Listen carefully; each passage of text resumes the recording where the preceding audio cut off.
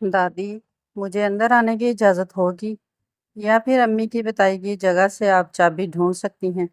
हसाम की बरहम आवाज़ से कोई मन भर खफकी टपक रही थी। हाय, आज तो दादी ने दिल खुश कर दिया। दुरैन के अंदर फुलझड़ी सी छूटी। अरे खुद ही आकर ढूंढो भाई। मुझे तो तुम्हारी अम्मा का रखा हाथ ही नजर नहीं आता। जाने वो किस करीने से छुपाती है। इस बात पे सबकी हंसी बेसाख्ता थी। जब इतनी इज्जत मिल रही है तो अंदाज भी शहाना रखना होगा। वो तीर की तरह सीधी हुई। अंदर आने वाले की पहली निगाह इस पर ही पड़ी थी। निगाह भी मालक के मिजाज की मानंद तेज कटार सी थी। उसने तिल मिला के पहलू बदला। इस आवारा ने जरा जो पर्देदारी का लिहाज रखा हो, अगर उसके दाएं बाएं कनीजें खड़ी होती तो वो फौरी डोली उठवाने का हुक्म देती। गुस्ताख। उसने गुस्से से गर्दन को झटका दिया। सायरा, ये मेरा छोटा पोता हसाम है। माशाल्लाह से नया नया अफसर हुआ है। दादी ने एक खातून से उसका तारुफ करवाया और वो जो अब तक निकम्मों को ही देखती चली आ रही थी, उसने बेसाख्ता गर्दन घुमाई। अच्छा, तो अफसर ऐसे होते हैं। सफ़ेद कड़क शलवार कमीज में सपाट चेहरे के साथ वो उसे ही घूर रहा था। अच्छा, तो पर्देदार चेहरे ऐसे होते हैं। शरबती दुपट्टे पे लगी पीली किनारी इसकी खूबसूरत पेशानी पर यूं सज रही थी कि उसे देखने के सिवा और कुछ भी करना मुश्किल था। हाथी तक ढूंढना मुश्किल था। दादी ने अच्छा किया जो हमें पर्दे में बिठा दिया। जाने क्यों दुरैन ने निगाह चुराई और पीली किनारी के हसद में मुब्तला इस बंदे ने दुरैन की बेनियाजियों का बदला कुछ यूं लिया कि जब वो घर जा रही थी तो उससे ऐसा टकराया कि इन मर्दाना बूटों ने उसकी नाजुक सी सैंडल का हुलिया बिगाड़ दिया था। हाय, उसके लबों से बेसाख्ता निकला। उसने आगे चलती चच्ची के ख्याल से आवाज़ लबों में ही दबा ली। उसे पाँव की तकलीफ से ज़्यादा अपनी सैंडल की तबाह हाली तकलीफ दे रही थी। वो तेज़ी से बल खा के पलटी, जैसे इस सड़ियल पर झपटने का इरादा रखती हो। तुम्हें मेरे पर्दे का सदमा क्यों मार रहा है?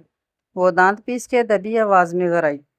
मुझे तो इस जूते का सदमा भी फना कर रहा था, जो खामखा का मालिक मकान बना हुआ था। वो नहायत फराख दिली से मुस्कुराया। माहौल की जिगर जिगर में उसकी आंखों का अपनापन मुकाबल खड़ी लड़की का दिल जला के खाक कर रहा था। तुम्हारी ऐसी ही हरकतें मेरे चचा मियाँ का नाम सच्चे इंसानों की लिस्ट में सरे फहरिस्त लिखती हूँ। वो कहकर वापसी की राह होली थी और जवाबन हसाम के हल्के से कहके की चमक घर में मुनव्वर हजारों कमकमों की जगमग में पर भारी थी। इन दोनों खानदानों का किस्सा कुछ यूं था कि पश्तो से दोनों कबीले एक ही इलाके के रहायशी थे। अंग्रेज़ हुकूमत के दौर से कबल भी जट ख़ानदान के ज़्यादातर मर्द ना सिर्फ मिलिट्री में थे बल्कि वहाँ आला ओहदों पर तैनात थे। यूं इन्हें अंग्रेज़ों से नस्ल दर नस्ल मराआत हासिल रही। इनका शुमार दौलतमंदों में होता था। इस इलाके में उनके पाए का कोई दूसरा नहीं था जो राजपूतों की ज़मीनों के ठेके उठा सकता हो। सो जट कबीला ठेकेदारी का ये अहदा नस्लों से निभा रहा था। हसाम के दादा और राजपूत खानदान की दोस्ती में भी स्कूल कॉलेज के ज़माने से चली आ रही थी। आगे चलकर हसाम के दादा ने खानदान की ज़मीन ठेके पर उठाई तो उनका वक़्त ज़्यादातर एक साथ ही गुजरने लगा। इसी अरसे में उन्होंने अंदरून हैदराबाद में रहायशी प्लाट एक साथ खरीदे और दोनों कोठियाँ आमने सामने एक साथ तामीर होने लगी। खानान वजीहा भी बहुत था, पर उसका उठना बैठना भी ऊंचे तबके में था। उसकी दोस्ती दिल्ली के राजा से भी थी, जो शराब और दूसरी अयाशियों का रसिया था। ऐसी ही एक महफिल में खानान का दिल लखनऊ की एक रकासा पर आ गया। फिर जिंदगी का अच्छा वक़्त और दौलत जायदाद हाथ से सिरकती चली गई। उसने कैसरी नामी इस रकासा पर क्या कुछ नहीं लौटाया। जोड़ जमा के बाद भी जब नौबत ज़मीन बिकने तक आ गई तो हसाम के दादा ने उसे इस इक़दाम से रोकने की हर मुमकिन कोशिश की, लेकिन बेसूद कि इस वक्त तमाम अय्याश दोस्त खानान के हमायती थे। अक्सर अमरा तो उसकी ज़मीन कौड़ियों के मोल ख़रीदने लगे। तब हसाम के दादा ने अपनी जमा पूंजी निकाली और अंग्रेज़ सरकार की अलाट शुदा ज़मीन भी फ़रोख्त करके खानान से वो रकबा ख़रीद लिया जिसकी वो ठेकेदारी करता था। यूं खानान के जवान होते बेटों के हिस्से में चंद एकड़ ज़मीन ان کی آبائی حویلی اور حیدرآباد والی کوٹھی آئی تھی۔ باپ نے جو بویا وہی کاٹا، تو بیٹے بھی اسی کے نقش قدم پر چل نکلے تھے۔ رئیس ایک گانے والی کی زلف کا اسیر ہو گیا، اور جمال اس حد تک شراب پیتا تھا کہ ایک روز اپنی حویلی میں مردہ پایا گیا۔ پھر ماں کی وفات کے بعد رئیس نے اپنی آبائی حویلی بھی بیچ ڈالی تھی۔ قبل اس کے چند حاسد دوست رئیس کی سوچ کو غلط راہ دکھا چکے تھے کہ خاندان کی تباہ حالی میں زیادہ ہاتھ ٹھیکیداروں کا تھا کہ وہ ان کی زمین پر برسوں سے نگاہ رکھے ہوئے تھے۔ اب رئیس ان کی تذلیل کا کوئی موقع ہاتھ سے جانے نہیں دیتا تھا۔ ادھر جب امان تک وہ خبریں پہنچتیں تو وہ بھی بھڑک اٹھتا۔ یوں ان دونوں خاندانوں کے تعلقات ایک حد تک آ کر سمٹ جاتے تھے۔ اب اندرون شہر میں رئیس کپڑے کی ایک دکان چلاتا تھا۔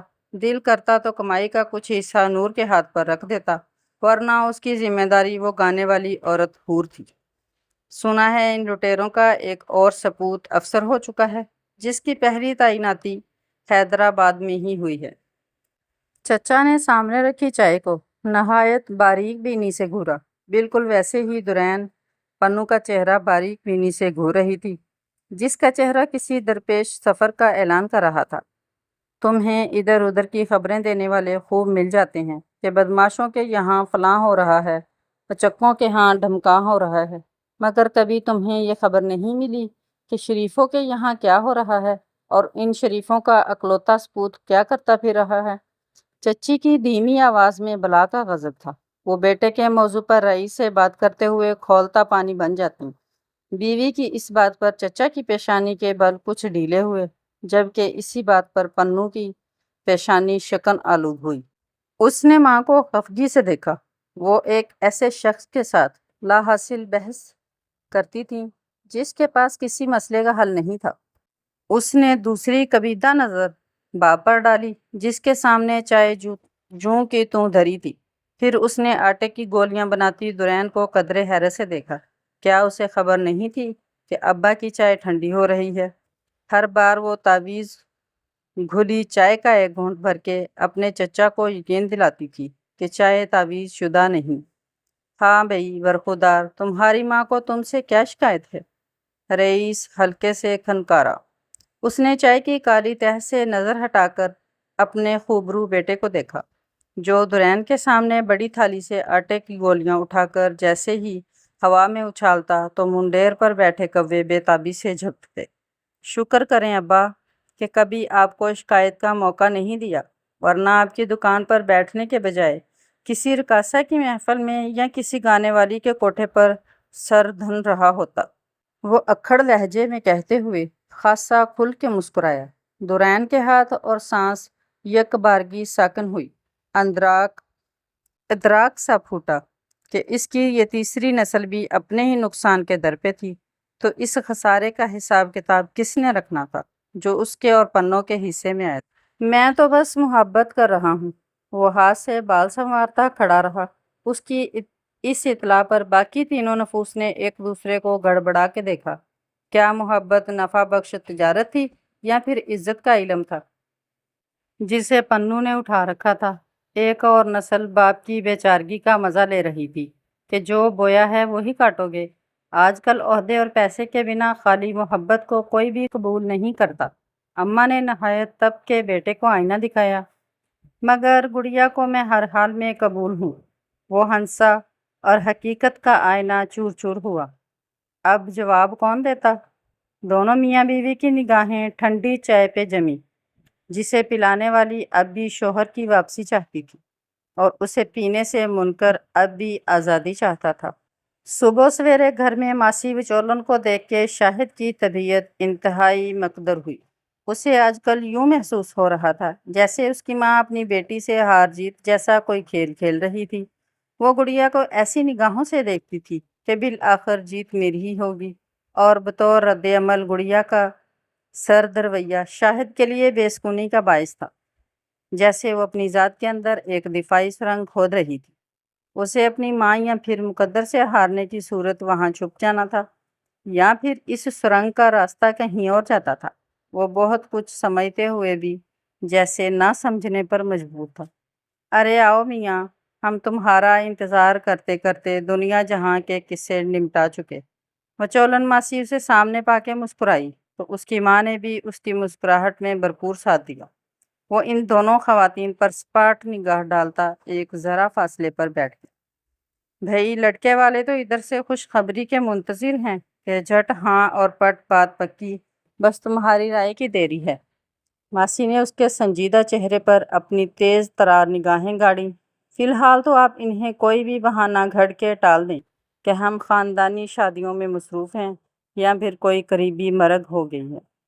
شاہد نے یوں قطعی پن سے بات کی کہ ماسی چپ رہ گئی۔ ہائے خدا نخواستہ! سکینہ نے ہول کے سینے پر ہاتھ رکھا، لیکن فی الوقت خاموشی ہی مناسب تھی۔ وہ ماسی کے سامنے بیٹے سے الجھنے کے موڈ میں نہیں تھی۔ کوشش کر کے دیکھتی ہوں، آگے جو اللہ کی رضا۔ اس نے جوتے میں پاؤں گھسیٹتے ہوئے ایک ٹھنڈی آہ بھری، ساتھ ہی شاہد پہ گہری نگاہ ڈالی تو دل کو اچانک خیال سوچا۔ میں تو کہتی ہوں شاہد میاں کو بھی بچی کے ساتھ ہی بھگتا دو۔ جب 2 بچوں کا ایک ساتھ بیاہ کرو گی تو خرچہ بھی بچ جائے گا۔ میری نظر میں ایک اچھے گھر کی سلجھی ہوئی لڑکی ہے، اگر کہو تو بات چلاؤں۔ ماسی اسے کسائی کی طرح نگاہوں سے تولتے ہوئے سکینہ سے مخاطب ہوئی۔